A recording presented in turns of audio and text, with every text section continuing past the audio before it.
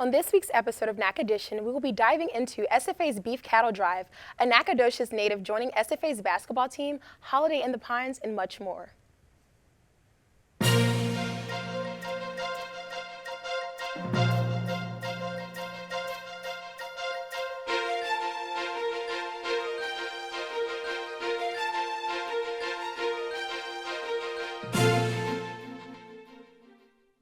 Welcome to Nac Edition. I'm Jordan Armstrong.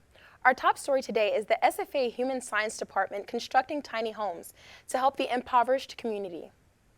The SFA Human Science Department is looking to strengthen bonds within the local community from the ground up, a course that gives construction management majors a hands-on experience with their own tools, and a mobile storage unit is giving back to the people of Nacogdoches. The program is working alongside Village Nac, a nonprofit organization which gives shelter to those who are without. The partnership hopes to build a number of shelters for the community. Well, one of the things I like about the construction management is students were able to see what an impact that they can make. Village Nac gives a social outlet for those without homes and has plenty of amenities such as meals, karaoke, and sermons, as well as trade classes such as business and computer skills, a library workshop, stained glass making, and much more. Village Nac is hosting a public open house event on Friday, December 9th from 10 a.m. to noon off of Highway 21 West. For more information, visit thevillagenac.com or call the number below. SFA's Army ROTC has earned third place win in this year's Regional Ranger Challenge competition. The Ranger Challenge is the ROTC's varsity sport and is designed to test the cadets' physical capabilities and tactical knowledge. SFA has been participating for over 30 years, and the weekend of November 4th, 11 cadets traveled to Oklahoma to compete for 2 days against 9 other schools from across the Southwest U.S., including the University of Oklahoma, the University of Arizona, and the University of Texas. Activities including calling in artillery, carrying 40 pounds of equipment, demonstrating shooting prize and disassembling weapons, and extracting casualties. SFA went on to place third overall, beating out significant competition from larger ROTC chapters and earning the highest rank among the Texas-based schools who participated. Coy Jones, a Nacogdoches native, makes a return home to be the Director of Operations for SFA's men's basketball team. In this role, Jones is responsible for daily operations, such as on-court activities, scheduling, and enforcement of player conduct standards. Jones has an extensive resume. He completed a 1-year stint as a video coaching associate with the NBA's Sacramento Kings. As a grad student at the University of Illinois, he worked as a manager for the Fighting Illini, where he played a long-term residency. However, when offered the position to work under Coach Keller as Director of Operations, he believed it was an opportunity he could not pass up. Now he is closer to his dreams and closer to home. It should be mentioned that Jones' character brings the ability to unite the team and everyone together. For more information about the SFA men's basketball team, visit sfajax.com. Thursday, November 17th, marks the start of the 31st annual Holiday in the Pines event. Holiday in the Pines is a 3-day-long event taking place from the 17th through the 19th of November. This event is run by the Nacogdoches Junior Forum, which is a nonprofit organization dedicated to helping women, children, and elderly in the Nacogdoches community. Michelle Key, the head chair for this year's Holiday in the Pines, explained that this event is held every year so that those who need some help around the holidays can receive a gift whenever they need it. What we do is we have this one event. This is the only event where we raise money, and it's all funded back into Nacogdoches County. We do events with the Senior Center here in town, with the Treatment Center, with Nacogdoches Hope Food Pantry, which is one of my favorites, and SOS, which is our school supply drive that we do with Community Action here in town. This event is organized by a committee of 16 women who start at least a year ahead of time to ensure that the event is ready in time for the holidays. Every year, the committee decides on a theme for the event and then begins to plan out nightly activities, vendors, and items to sell while there. So how do they decide who gets money whenever the event ends? Key explained that the money gets added into a total sum, where it is then divided up among everyone who applied for it, as well as splitting some money for scholarships for seniors in the Nacogdoches County. This event is also completely run by volunteers. Another volunteer, Jennifer Sowell, is the co-chair for the Holiday in the Pines event. She enjoys the service provided to the vendors the most while hosting the event. My favorite part would be the hospitality that we offer our vendors. One of the things that we pride ourselves on is we are one of the only market shows that offers full-on vendor hospitality, from the meals to the snacks to even going and watching a vendor's booth while they run to the restroom. SFA is one of 2 public universities in the state of Texas that aren't a part of a university system. Over the course of 5 weeks, the Board of Regents have come together to determine if becoming affiliated with the system will be beneficial to SFA. 4 systems have shown interest in SFA, including Texas A&M, Texas State, Texas Tech, and the University of Texas. Each school system created presentations to show their strengths and weaknesses. The board intends to have a special meeting on November 16th, with the final decision being made on November 29th. Affiliation with the system will result in enabling legislation. The 88th Texas legislation session will begin January 10, 2023. SFA has developed an online portal for questions and comments for the community. For more information, visit www.sfasu.edu/about-SFA Board of Regents. Looking to change your night up? Here are some people that can keep it from being a drag. The Stephen F. Austin East State Texas may not be known for drag, but Trey Cook and Brad Pollard are proving that in the city of Nacogdoches, drag can thrive.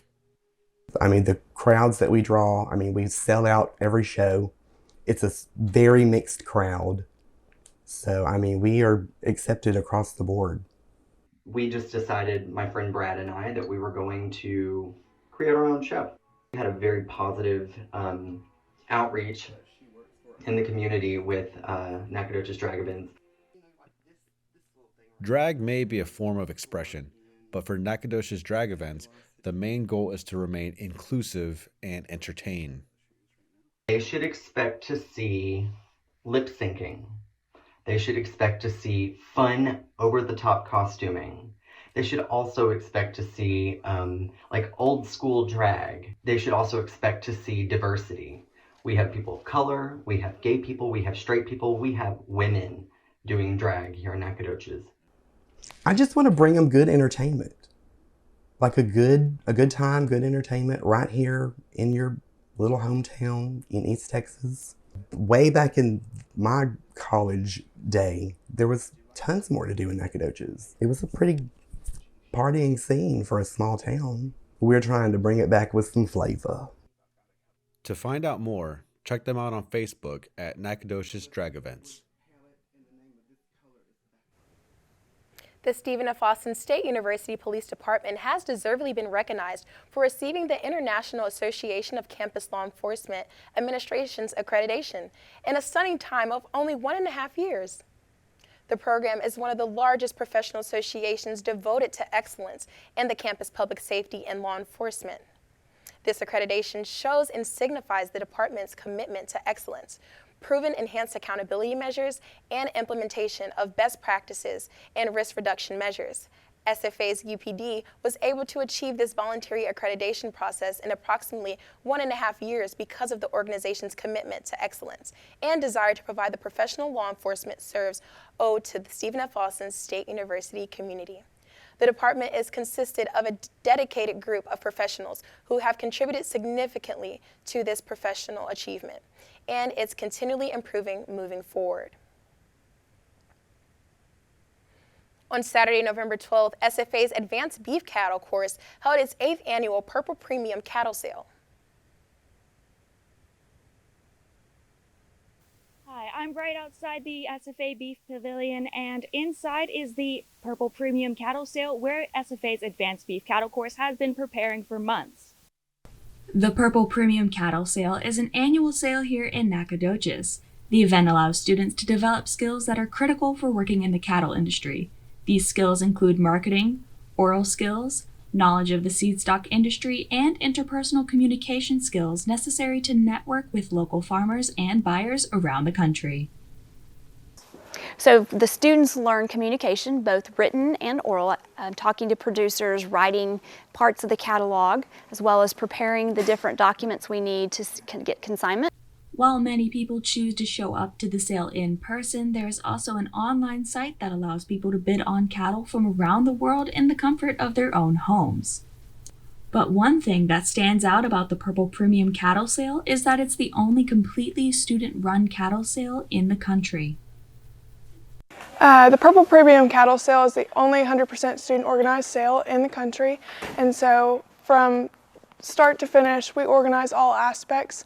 Students start preparing for the sale in May before their class begins and work through the summer to ensure the sale is a success. To learn more about the Purple Premium Cattle Sale and the Advanced Beef Cattle course, visit the link below. Stay with us because after the break, we'll be talking with Inez Maxit about students studying abroad with help of SFA.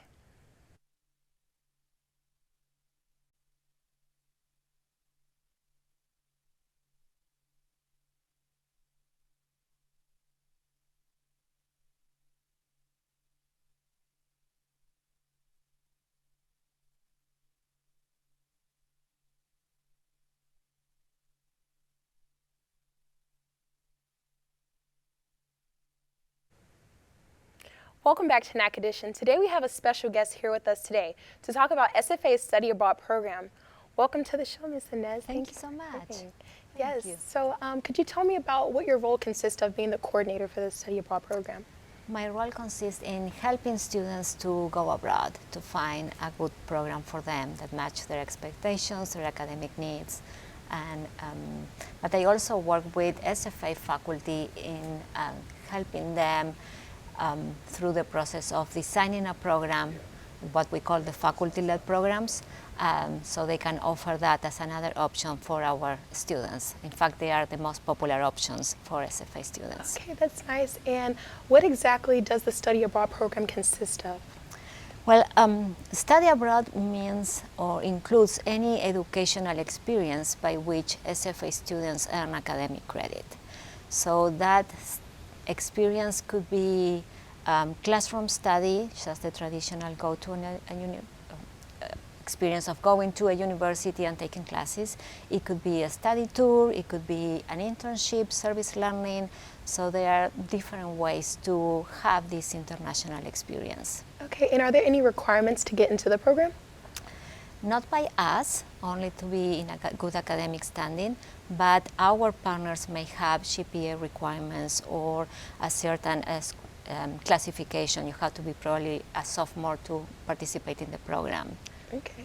Okay, so I know many students go, but what are the most popular countries that SFA students tend to study abroad at? Italy and England. Okay. And now there has been more interest in South Korea and Japan. Okay, and are there any notable countries that you know of for the programs? No, not really. We have a new partner with Riga Technical University in Latvia, so that will be an unusual destination, but we hope that it will be a good match for our STEM students.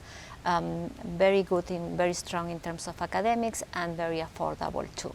Okay, so I'm talking about affordable. What is the cost to study abroad?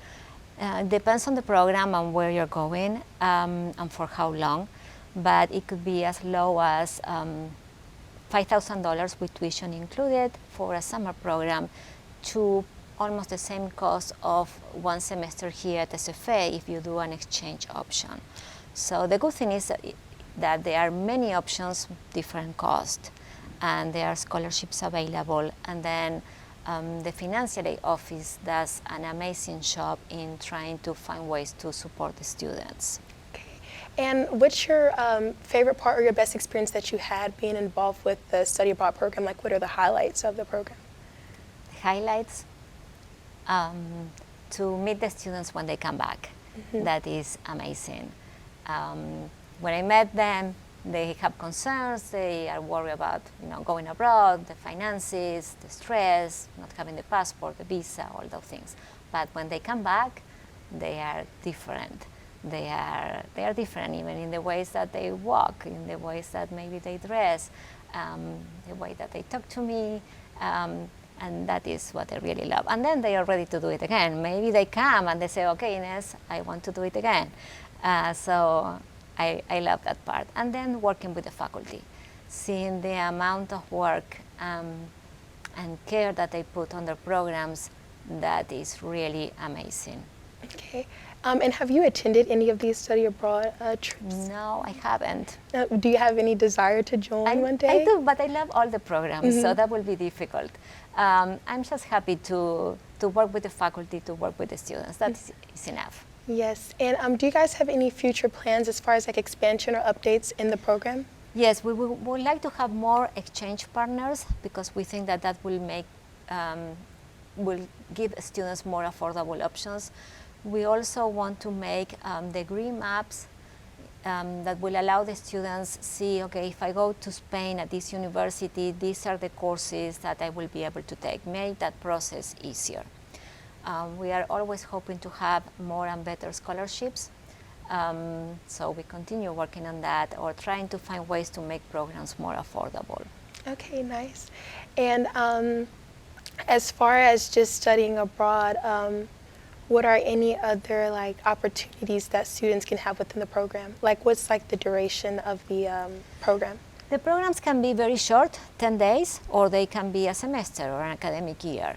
And one of the new things, kind of a result of the pandemic, is that now there is a new way to have an international experience, and that is through virtual internships. So for those students that have commitments here at home and they cannot really arrange to go abroad for even 10 days, but they want to have that an international experience, they can have these virtual internships where they work from home a couple of hours every day, or whatever is the requirement for that internship, but they do it from here and they work with a company in another country. So they are having that international exposure in a different way, but still is a very valid and unique experience. Yes. And how many students, like about how many students per academic year try to pursue or successfully pursue the study abroad? We usually have between 100 and 150, some years 182. Last year we have around 100 and almost 20, so considering, or this, including the summer programs of 2022. So considering that we were coming after the pandemic, that was a good number. But we want to, of course, increase the number of students. Exactly, so just to see like a increase in turnout after the pandemic. I know that kind of like put a halt on a lot of things, but yes, just to see that success, it sounds like an awesome program. And I really want to just thank you for having, coming here today to speak about this program. And yeah, so I hope to see you in my office to yes, talk about for sure. I would love you. to study abroad. They sound pretty cool and some nice crunchies that you're missing, so I'm pretty interested. Yes. We'll be back after the break, and when we return, we'll be visiting the Atkinson Candy Factory in Lufkin to learn about the history and the factory and to see how they make various kinds of candy. And behind the scenes, look at how the candy is produced. Hi guys, it's Emily Nava, and today we're here at the Atkinson Candy Factory, a family-owned business home of the famous Chico Stick. Today we're going to be learning about the history behind this company and what makes Atkinson's candy so special. Atkinson Candy Company has a great history. We are a 90-year-old family-owned business. It was started by my great-grandparents during the height of the Depression. Basically, my great-grandfather had been laid off from his job and he was looking for a way to feed his family. And I believe it was his uncle told him, oh, you should sell candy. So he started selling candy. And into the 1940s, started to get my great-grandmother involved in the business. And she was a great cook, and she knew all these Southern candy recipes. And so they started making candy based off of things that she made at home in her kitchen. And the business grew to what it is today, a multinational candy producer that sells products all across the U.S., Canada, and Mexico. Our largest sellers are Chico Sticks and peanut butter bars. Interestingly, we've taken on a lot of new things that we do now. We do caramels, we do, peppermints, we do brittles, we do hard candies. We do a lot of different things, but the biggest things are the things we started with. Candy that we're most known for is the Chico Stick. It's a classic confection made with peanut butter and toasted coconut candy. It's crunchy, it's salty, it's sweet, it's just perfection. After learning about the rich history behind the company, Sarah took us on a tour inside the factory and explained to us the process of making the famous Chico Stick. So the process of making a Chico Stick is really special and unique. It starts out by sugar and corn syrup being pumped into a copper kettle and it comes up to heat. At that point, the mixture gets dropped down to a table where they start hand mixing in colors and flavors and some of the rework of product. From there, that batch goes onto a kind of like, looks like a taffy pulling machine where it has two arms rotating like this. And what that's doing is adding air into the candy. And air as an ingredient in candy makes it crunchy. So it goes through that pulling process for several minutes, and then the batch is divided into two parts. One part becomes the center of a Chico stick. The other part becomes the outer jacket of a Chico stick. We then add peanut butter. It goes through a little bit of a special process that I can't tell you too much about. Then that giant finished blob of candy, which ends up weighing about 180 pounds, goes into a batch roller. And the batch roller sizes the candy down from that giant batch all the way down to its final piece size. After our tour, we took a look around inside the candy shop. The shop holds tons of different types of candies of all different flavors, as well as some clothing for customers to represent their favorite candies. We also spoke with what Eric thinks Atkinson Candy Company holds for its future. We are growing in a sustainable way, and we have our heads in the game. So it's highly likely that going forward we will be a much larger company. Will we succeed in the way that Mars and Hershey did? Only time will tell. But a further thing about that is that it looks like we're going to be a family business for some time. I'm third generation, fourth generation is already here, and we're working on fifth generation. So I think that's pretty much encapsulates how we plan to proceed. So, if you're looking for something to do in East Texas, look no further than Atkinson Candy. For more information on the company, you can check out their website at atkinsoncandy.com. This is Emily Nava signing off.